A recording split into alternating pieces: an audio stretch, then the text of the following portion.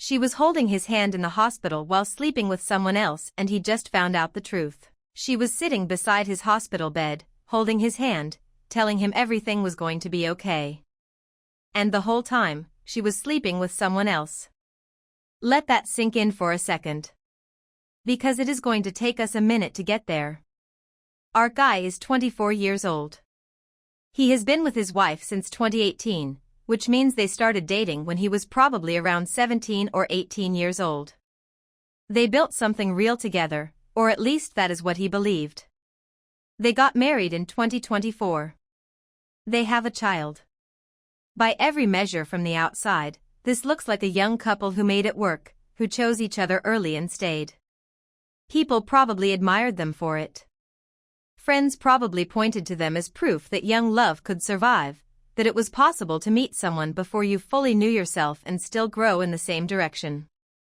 And then one day, not long ago, a truth crawled out from under 6 years of silence and absolutely destroyed the image he had been living inside. He found out his wife cheated on him in 2019. 1 year into their relationship. 1 year in, when everything should still have been new and exciting and full of that feeling where you cannot imagine wanting anyone else, where the whole world contracts down to just this one person and you genuinely cannot fathom making a different choice. That first year is supposed to be the easy part. The part where the connection is still charged and attention comes naturally and choosing each other every day does not yet feel like work. She chose someone else anyway. She looked at what they had, at this young relationship still finding its shape, and she decided it was not enough to stop her. And the timing of it is the part that makes this story almost unbearable to sit with. Because 2019 was not just any year for this man. 2019 was the year he was in the hospital fighting cancer. He was young, he was scared, and he was facing something that most people his age will never have to face. The kind of fear that comes with a diagnosis like that at that age is not something that translates easily into words. You are old enough to understand exactly what is happening to your body and young enough to feel like the universe has made some kind of terrible clerical error. Every day in that hospital would have been heavy in a way that most people his age simply cannot relate to. And she was there. She showed up. She sat in the chair beside his bed and she visited and she held his hand and looked him in the eye and made him feel like he was not alone, like someone in this world genuinely had his back no matter what. That is what he believed was happening. That is the memory he has carried with him through the marriage and into fatherhood, probably one of the reasons he chose to marry her. Because she had been there when it was hardest. Except she was also cheating on him during that exact same stretch of time. So every single visit to that hospital, every moment of comfort she provided, every whispered reassurance she gave him while he was at his most vulnerable, all of it was happening in parallel with her being with someone else. He was lying in a hospital bed fighting for his life, probably wondering whether he would get to have a future at all, and she was out there making a completely different set of choices. Choices she then tucked away before walking back through that hospital room door.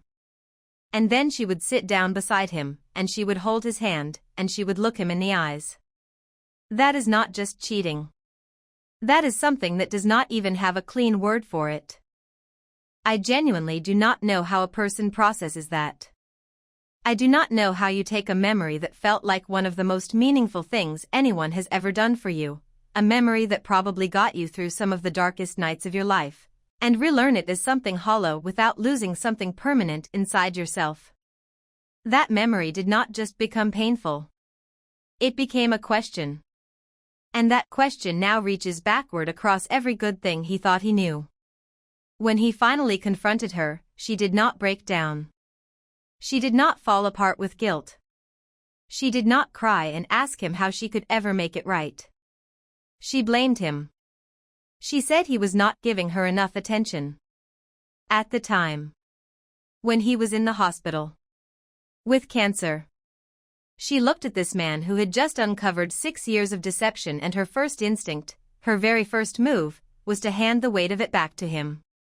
He was not giving her enough attention while he was fighting for his survival, while he was going through chemotherapy or treatment or whatever those months looked like for him, and that is the explanation she offered for why she went looking for it somewhere else. Sit with that for a moment, because it is important. That response alone should tell you everything you need to know about how she has carried this secret for the past 6 years with absolutely zero apparent remorse. She was not waiting for the right moment to confess. She was not quietly building up the courage to tell the truth. She was never going to tell him. Not ever. And the only reason she was even having this conversation is because he found out. That distinction matters. And here is where the story gets even more complicated, because he is not walking away clean from this. He wants to. He has always believed that cheating is a deal-breaker, full stop. That was not a casual preference, that was a core value. Something he held about himself and about what he would and would not accept in a relationship. The kind of thing you say with certainty because you have never actually been tested on it. And now he is standing at the exact intersection of his values and his reality, and they are pointing in completely opposite directions. He is still with her. Not because he forgave her. Not because they worked through it together over honest and painful conversations. But because he is in the Philippines where annulment is extraordinarily expensive and legally complicated.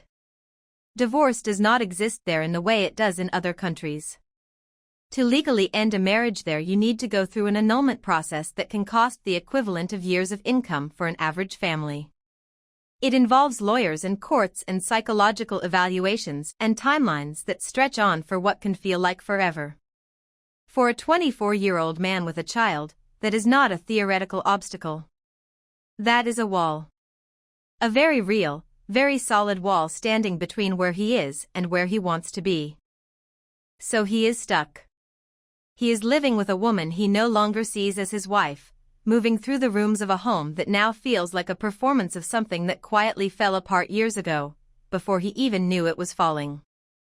Every meal together, every conversation, every ordinary moment of shared domestic life now exists inside this knowledge he cannot put down. He said it himself. Even if they try to make things look happy, what she did will not just fade. He does not see her the way he used to. He sees someone who was capable of hiding something this enormous for this long, who sat beside him in that hospital and said everything was going to be okay while carrying a secret that could have dismantled everything. That realization does not stay still. It spreads. Because if she could hide that, he now has to ask himself what else she might be capable of hiding, what other parts of the life he thought they shared might be built on something he was never given the truth about. That fear does not go away just because you choose to stay.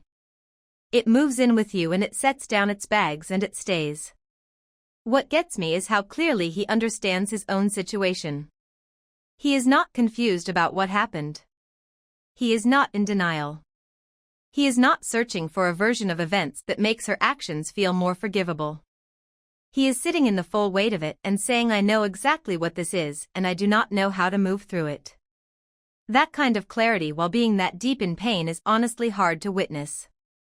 Because there is no easy answer waiting for him on the other side of this. Every path forward has a cost. Staying costs him his sense of self. It costs him the quiet confidence of knowing he lived by his own values when it mattered most. It costs him the version of his marriage he thought he had, replaced now by one he has to consciously choose to build on top of a betrayal he never agreed to absorb. And every day he stays he will know that. He will feel it in the small moments, in the ordinary Tuesday evenings, in the way she laughs at something on television and he watches her and feels the distance between who she actually is and who he spent years believing she was. Leaving costs him financially in a way that is not abstract.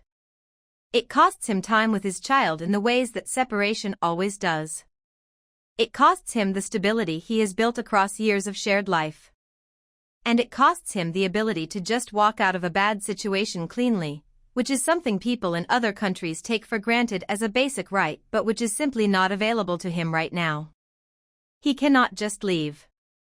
He has to plan an exit from inside a system that was not designed to make leaving easy. The thing that breaks my heart the most about his story is that he spent years believing that someone had his back during the worst chapter of his life. He went through cancer as a teenager or young adult, and he came out the other side with a story about how his girlfriend stayed by him. That story was part of how he understood himself and his relationship and his choice to marry her. It was probably part of how he understood what love meant and what loyalty looked like in practice. He had seen it. He had experienced it firsthand. It had been given to him when he needed it most, or so he believed. Except he had not. And now that story has been rewritten without his permission. The hardest part of infidelity is not just the betrayal of the present. It is the retroactive destruction of the past. Every good memory becomes a question mark. Every moment that once felt like evidence of love now requires re-examination. He has to go back through 6 years of what he thought was his life and hold all of it differently, and nobody warned him that was coming. He deserves better than this situation has given him. He deserved better then, and he deserves better now. Here is where this man stands, and here is what needs to be said plainly. She cheated on him while he had cancer. She blamed him for it. She hid it for 6 years. And when he finally found out, her first instinct was still to deflect.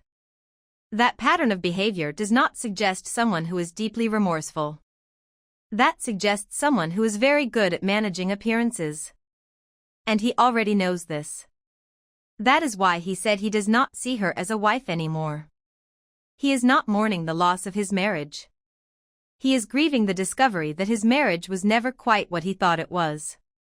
Staying for financial reasons and staying for emotional reasons are two completely different things, and he needs to be very clear with himself about which one is actually keeping him there.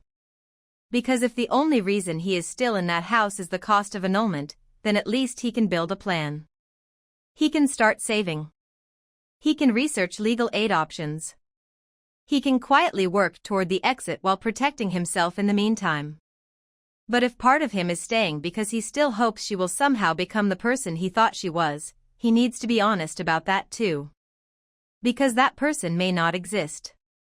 He has a child. That child deserves to grow up watching adults treat each other with honesty and respect. That child also deserves a father who is not quietly hollowing out year after year trying to keep a family together that was built on a foundation he did not know was cracked. The best thing he can do for his child is not necessarily to stay. Sometimes the best thing is to be whole. Whatever whole looks like for him, even if it takes time to get there, that is what his child actually needs from him. Not the performance of a marriage. A father who is present and at peace. He was there for himself when it mattered most. He fought through cancer. He survived something that would have broken a lot of people. And he built a life anyway. That strength did not come from her. It came from him. And it will still be there when he finally finds a way through this. She checked the baby cam to make sure her kids were safe and caught her husband planning a cruise with another woman. She just pulled up the baby camera to check on her kids. That is all she was trying to do. Just a normal Wednesday check from her desk at work, the kind of thing new parents do 100 times without thinking about it. And what she caught instead changed everything about her marriage in under 10 minutes. She is 30 years old. She and her husband have been together since they were 17. That is 13 years. More than a third of her entire life spent with this one person. They have 2 children together, a 3-month-old and a 17-month-old, which means she has spent the last year and a half either pregnant or recovering or both while working and caring for small humans and doing what mothers do, which is absorb most of the invisible weight without anyone asking them to. Think about what that actually looks like in practice. The midnight feedings that nobody schedules but somebody has to do. The mental catalog of pediatrician appointments and diaper sizes and which child is going through a sleep regression and what that means for tomorrow. The way your body stops feeling like your own and becomes a resource, a tool, a vessel for someone else's survival, and you give it willingly because that is what love looks like in its most exhausted and unglamorous form. She has just returned to work this month after maternity leave. She is barely back. She has barely caught her breath. And her husband is on the phone planning a cruise with another woman. Not a vacation he mentioned to her. Not something they discussed together.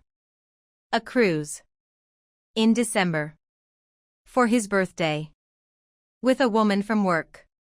While their 3-month-old is sitting somewhere in that house, probably in a bouncer or a bassinet, completely unaware that the foundation of the only family she has ever known is cracking underneath her.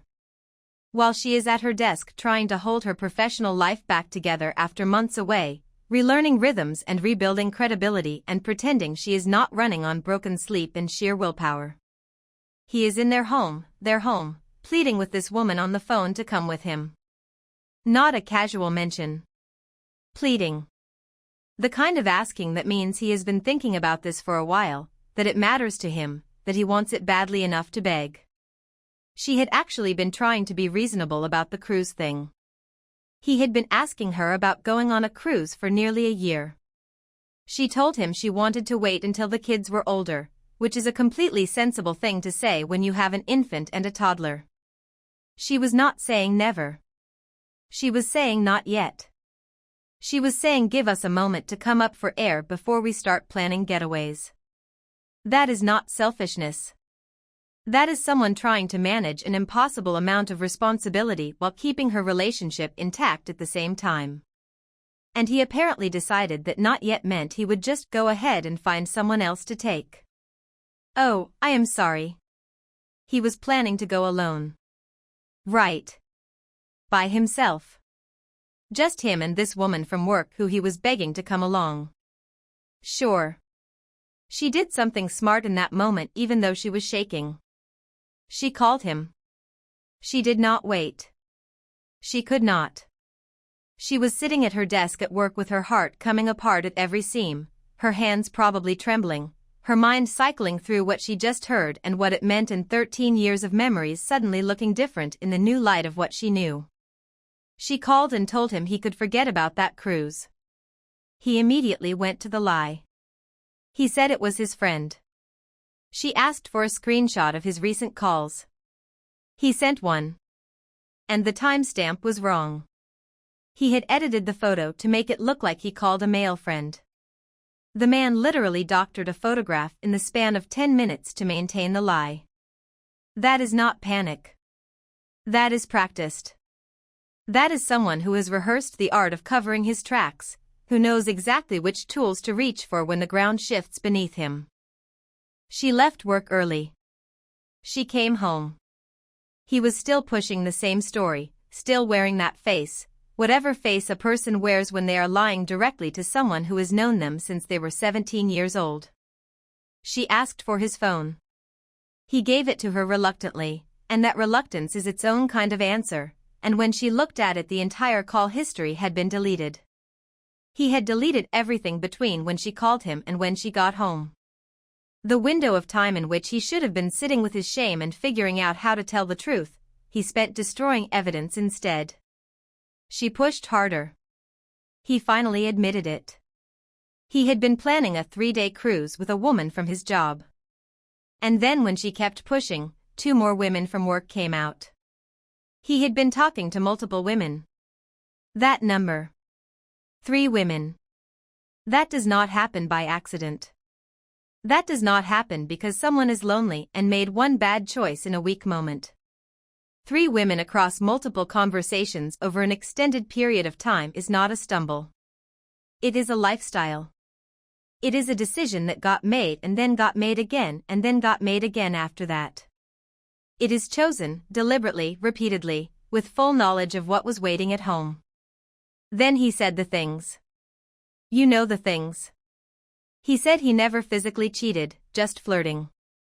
He said he has been unhappy. He said he does not find her attractive anymore. He said she does not help enough. He said he cannot talk to her about his feelings. All of this, every single one of these things, came out of his mouth as though they were explanations for his behavior rather than what they actually are, which is a transfer of blame onto the woman who just pushed a human being out of her body less than 4 months ago and went back to work this month. Can we just take a moment? She asked him multiple times over the years to talk to her. She invited the communication he is now claiming was impossible. He shut down every single time. He chose not to engage. He chose the closed door and the silence and the emotional absence, and now, standing in the wreckage of what he built through that silence, he is framing his own withdrawal as her failure. He is saying she does not help enough. She does not help enough. The woman who stayed home with his kids, who managed the household, who went back to work after maternity leave, who was literally monitoring the baby camera during her workday to make sure everyone was safe, to make sure he was doing his job while she was doing hers. That woman does not help enough. She is sitting outside on the ground because she cannot bear to look at him sitting on the couch pretending to be a sad and sorry dad while she processes the fact that her entire marriage has been something different than what she believed it was. 13 years of a story she thought she understood, and now she is sitting on the cold ground outside her own house trying to figure out which parts were real. And she ends her post with one sentence that says everything. She says she thinks they can all agree what would have happened if he had gone on that cruise. Yes. We can all agree. Here is what actually happened in this story. A man checked out of his marriage emotionally, possibly around the time his wife got pregnant, which was about 3 years ago by his own account. He did not do the hard thing, which is to talk to her. He did not go to therapy. He did not say he was struggling or scared or overwhelmed or whatever the actual truth was underneath all of this.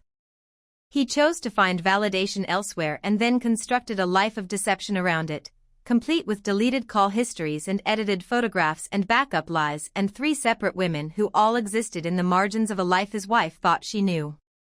And he did it while she was pregnant, and then while she was nursing a newborn, and then while she was recovering, and then while she was trying to return to work. He chose every single day of those 3 years to do this instead of the one thing that could have actually helped. And then when he got caught, he did not come clean. He did not immediately own it. He lied, then lied better, then deleted evidence, then admitted only what he could not deny, and then blamed her for it. That is the sequence of a man who is not sorry about what he did. He is sorry that he got caught. There is a difference, and it is not a small one. She is sitting outside right now, and she deserves to hear something true. She did not cause this. No amount of postpartum exhaustion or divided attention or not helping enough is the reason her husband was planning romantic getaways with other women. That is a choice he made. Repeatedly. Deliberately. And the cruelest part is that he chose the moments when she was most depleted, most vulnerable, most stretched beyond her limits, to pursue this. When she had the least left to give and needed the most in return, he was somewhere else entirely, emotionally, and eventually in every way that counts. A good partner leans in when things are hard. He leaned away and then looked for somewhere softer to land. She deserved a partner who leaned in. She still does. If you have a story that hit close to home, drop it in the comments. I want to know which one got you more. And if you are watching this and you needed to hear that someone else out there gets it, like this video and subscribe because there is a whole lot more where this came from. If you have a story that hit close to home, drop it in the comments. I want to know which one got you more. And if you are watching this and you needed to hear that someone else out there gets it, like this video and subscribe because there is a whole lot more where this came from.